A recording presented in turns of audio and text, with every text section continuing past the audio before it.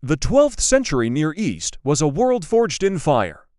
A land where kingdoms clung to existence by the sword, where alliances shifted like desert sands, and where every decision, every betrayal, every battle, reshaped the fate of the Latin East. Between the death of King Baldwin I and the end of the Second Crusade, the Crusader states endured decades of turmoil, a storm of war, ambition, and fragile hope. Over this shattered landscape rose kings, princes, and warlords.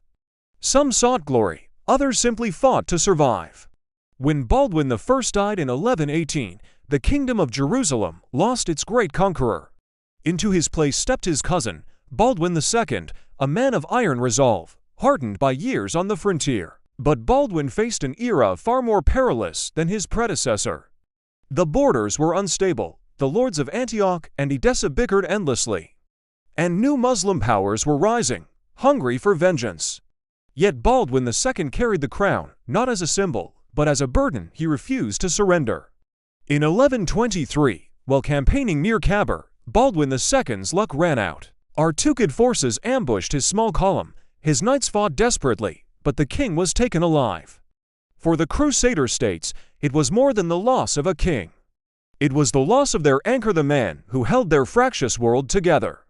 Baldwin's captivity sent shockwaves across the Latin East. Without him, everything threatened to unravel. Jerusalem trembled, Edessa mourned, Antioch prepared for the worst. To save their king, the Crusader lords launched daring campaigns across northern Syria. Jocelyn I of Edessa, fierce, stubborn, and unwavering, led the charge. He risked everything, marching deeper into enemy lands than any crusader dared before, but Baldwin's captors refused ransom. And so the war dragged on, a war fought not for land, but for the soul of the kingdom.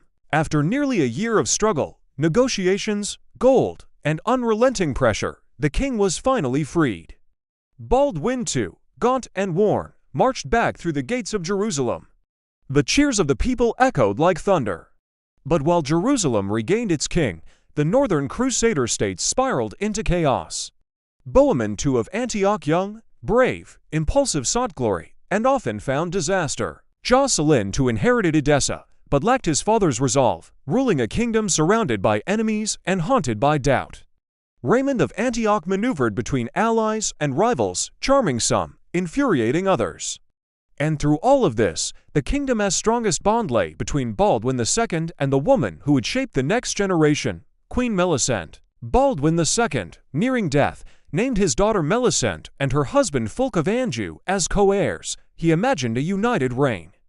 Instead, he left behind a kingdom bitterly divided. Fulk underestimated her. Melisende was not simply a queen, she was Baldwin's heir, raised to rule.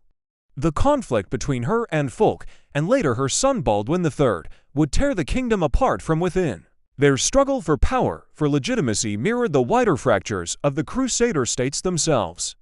Then came the disaster that shook the Latin East to its core, the Battle of Ager Sanguinis, the Field of Blood. In 1119, Prince Roger of Antioch marched to confront Ilghazi of the Artukids. He faced him without support from Jerusalem or Tripoli, a fatal mistake. The battle was not fought. It was annihilated. Antioch's greatest knights were slaughtered. Roger's body was found hacked to pieces. The northern frontier collapsed in a single day. It was the moment the Crusader states realized they could bleed, but from despair rose defiance. Barely weeks after the catastrophe, Baldwin II led a counterattack. At the Battle of Hab, the Crusaders fought with the desperation of a cornered animal. Swords shattered, horses screamed, the dust turned red. The Crusaders held the field, not a triumph, but a salvation. Antioch survived, barely. In the midst of chaos, one brilliant victory lit the darkness. Tyre, the mighty port of the Levant, fell to the Crusader coalition. In 1124, Venetian ships hammered the city's walls from the sea. Baldwin II's armies pressed the siege by land. When the gates finally broke, the roar of triumph could be heard from Ager to Jerusalem. For the first time in years, the Crusader states believed they still had a future. But across the Euphrates, a new power stirred. Zengi, fierce, cunning, relentless. A man who despised the Crusader states and dreamed of a united Muslim front. One by one, he seized key cities, forged alliances, and broke rivals. His ambition cast a long shadow over the Latin East, and in 1144, that shadow swallowed the first Crusader state. Edessa, the oldest, weakest, most isolated of the Crusader states, fell after a brutal siege. It was not merely a defeat, it was an omen. Edessa had been the first Crusader principality. Now it became the first to die. The Latin East trembled. After Zengi's death, his son Nur ad-Din inherited the dream of unification. With calm discipline and deep faith, he pushed the Crusader states harder than ever. He fought in Syria, in Mesopotamia, and along every frontier. He endured sieges, including the grinding, brutal struggle for Aleppo. Slowly, relentlessly, he tightened the noose. The Crusader states braced for annihilation. When news of Edessa's fall reached Europe, kings answered the call. It was the first crusade led by monarchs, a tide of armored might marching east. But hope turned to infighting, strategy collapsed into arrogance. And the greatest opportunity to save the Latin East dissolved into a single disastrous decision: the siege of Damascus.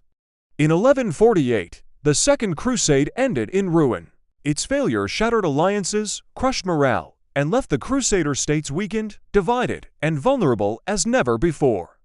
From Baldwin II's capture to Edessa's fall, from the field of blood to the gates of Damascus, the Crusader states lived through an age of triumph and tragedy.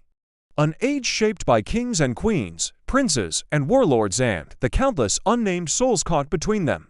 Their story is one of fragile crowns, desperate battles, and a world where every sunrise could be the last. The Latin East endured, but the storm had only begun. Thanks for watching, and be sure to subscribe for more chapters in this epic history.